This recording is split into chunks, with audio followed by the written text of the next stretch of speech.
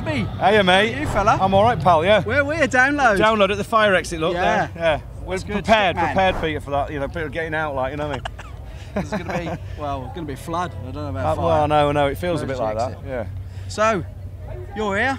I'm not here. playing here, are you? Not playing here this year, mate. No, I am representing in my managerial position. Oh, I like it. A new band called City of Thieves. I've been producing and I co-manage. Yeah. City of Thieves. Yeah. Oh, these guys. Oh, what are these people? Yeah. How did you have this? Was it? Anyway, yeah, all good. Yeah. Yeah. So yeah, no, it's cool. We're just hanging out, and apart from anything else, just to be at Download. It's a sort of annual always thing welcome, for me. aren't you? I know, yeah. Always Always welcomed in. So it's great. You know, good fun and yeah, good. So yeah, I've stepped over onto the dark side for a couple of years. Bit of management, a lot of production, and this is one of my bands. I mean, it seems to be a lot of the way the new music business in a way is kind of evolving. Is that because of my sort of past and my history of what I did as an artist, and the fact I work with a lot of producers and learnt all that, and sort of I've brought myself into that arena. But it's necessary now for someone like me to go out and find bands. So what I'm doing is I'm going out talent spotting into the wilds and doing the A&R job, really. So proper gigs and that. Yeah, proper gigs, mate. I actually get out of the house. Yeah, don't just sit at the laptop and just wait for the downloads to come in. Well, I mean, there's a bit of Spotify. There's a bit of that. Bandcamp. There's a bit of that. But what I do is, I listen to.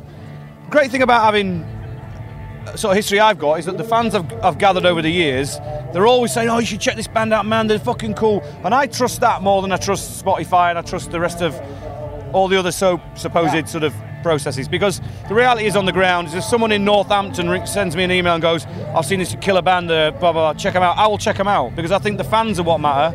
They're smarter than the record industry ever gives them credit for, and 9 times out of 10 they're fucking right, you know. So I do a lot of that, and I'm now managing sort of 3, nearly 4 bands. All have come through that process, and it's great because I find them, develop them, move them get them to a position where we can make some great music.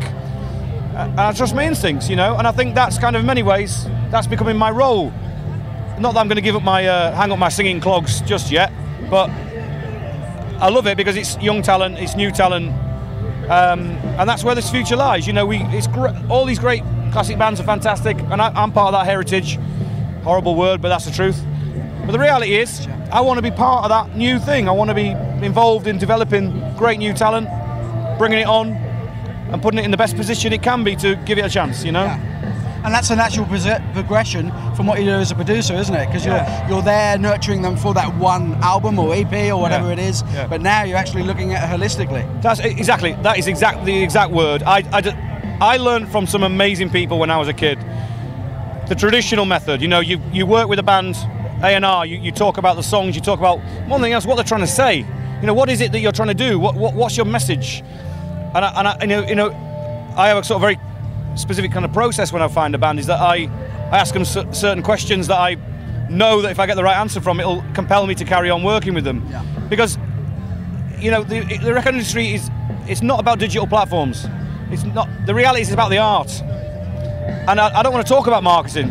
I don't want to talk about how great their web page is. I want to talk about what they're trying to say, because that's what an audience want to know. An audience ultimately will believe it if it's believable, if it's got some substance, if it has a reason to be there. So before we talk about any of that stuff, I'm like, what is it? Who are you? Yeah. As people, what's this thing? What's this plan? Because as an artist, they may not know who they are, though. No, I think so. That's true, because I think, especially with young bands, you're never going to get it right the first time. But what I'm looking for is that spark. I'm looking for that magic thing, that kernel, that rough diamond that gives me that instinct to go, do you know what? Actually, this will be something, but it's going to take time. And why shouldn't it take time? We're living in a world of the instant, and it's a mistake. It's a fucking mistake, because the thing is, you can't apply that process, that sort of instant process, to developing art, especially with human beings, you know, especially bands, because you've got to live with each other for years. You've got to get through a process of understanding each other, and that informs you as people, and that informs your art, and then it improves and it gets better and better, and eventually 5 years down the line and 2 albums, you might have discovered what you're trying to do, you know, and that in many ways is kind of, it's quite old school, that, but I think that's what we have to do again.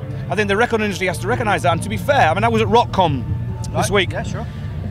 Fantastically inspired by that that, I mean, I was a bit cynical going into it, but I sat on a panel about the state of British rock, and I also chaired a panel about labels and distribution, and I was there with Dan Tobin and Mark Palmer and all these amazing sort of names from the indie scene in many ways. Yeah.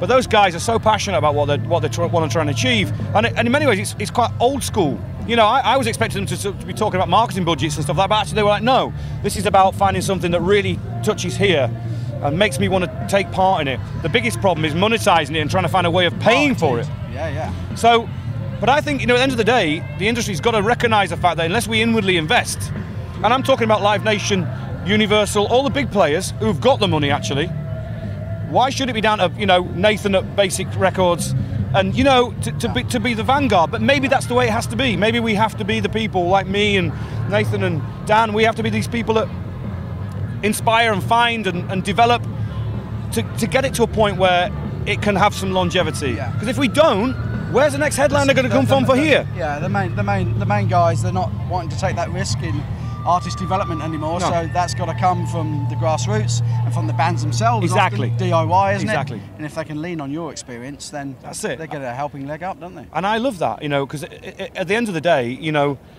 I just think it's about using what you've got. I mean, I don't have all the answers. No one's got all the answers, but I've got some of the answers because I've been through that process myself. I don't think it's ever going to change. I think it's about being a great fucking band and touring and just developing yourself as people. And we've just got confused by the digital world. It's just become this kind of like, oh, well, man, we've got a great website and we'll do this. It's going to, no, it won't be fine. Get your art right first. And so it was inspiring that day, those couple of days at the RockCon, because everyone was saying a similar thing to I was. I'm like, oh, fantastic, you know, we're all on the same page, you know. But you know, it remains to be seen, because ultimately, where's Andy going to get his headliners from in the next 5-6 years? Where are they going to come from? And that's long term. You know? It's weird, isn't it? Because everybody looks at the Download Festival and the Donington Festival as it's been over the years, and within the industry the talk is, well, who are the headliners? Because unless we can get Van Halen over, or unless, you know, Maiden can come out with another killer, you know, album and that, then it's weird. Who's feeding this? Well, I know. Do you think that matters? Do you think Donington matters in that sense? Do we need the big headliner and the big festival for the 3 days? Or? I think I would say there's probably a debate about how many days you put on, but that's not for me to say. That's the promoters making a decision based on what's available and how they run that. I don't know. But I think Donington, Download, Andy, all these great people, of course it's necessary. You know, look at it. I mean, even we're in the pissing rain, you know, it's still packed with rock fans that want to see this stuff. Yeah. And I truly believe your everyday average rock fan, which I count myself as, wants the next hero. I want the next band to be. I want to punch the air with the rest of us and go, I can't believe it. It's amazing. That's what I want to do. That's what I did with Deep Purple and fucking Rainbow and Whitesnake when I was 12 years old. I want that again. But that only comes from prolonged development, from bands being given the chance to develop an audience, to be great, to get great, to inspire a whole new generation of kids, and that's where it needs. That's what needs to happen. And so, give us your crystal ball. Next 5 years, who are those breakthrough artists that are going to be fronting the main stage? Well, obviously, following on from Kiss and so forth. Obviously, all my artists, clearly, Peter. Yes, but I don't know, man. Look, Toby. Well, I mean, I tell you, I saw Crowbot yesterday. Yeah. Killer band. They are. Absolutely killer band. They exhibit to me all the hallmarks of a really great rock and roll band. You know, they've got to develop. This is their first record. They're a good prospect. Colour of Noise, your mate? Maybe so. You never know. You never know. I mean, just watch Bruce. Brilliant. I mean, very retro, very old school, but cool. You know, really cool. There's a lot of great bands out there, Peter. I mean, it's not a lack of talent. No, it's finding the right way in and developing it correctly. You know. I mean, I'm always on the lookout for the next thing for me to work with, and who knows? They could be in this audience today. You know. You get it right, it's quick. You get it right and people recognise talent, they recognise the quality. And then it's all about prolonging that quality and getting it better and improving. Good stuff. God damn it, man. So how's Devon? Somerset. Oh, sorry. Somerset. Well, beside Devon. They've got great cider. Yeah. I'm discovering the cider. Yeah, fantastic. It's good. Yeah. I mean, it's with the family. It's like a northerner going south. It's quite tough. You know, it's like sort of cutting the umbilical cord a bit. Tuck bit. Yeah, a little bit tuck bit. Like, aye. You know, but no, it's good. It's good. Oh, I love it. Pips, eh? Pips. Yeah. Hey, we've been talking to the legend that is Toby Jepson. This is TMR TV, Keevils Killer Cuts. See you again. Yeah! See ya.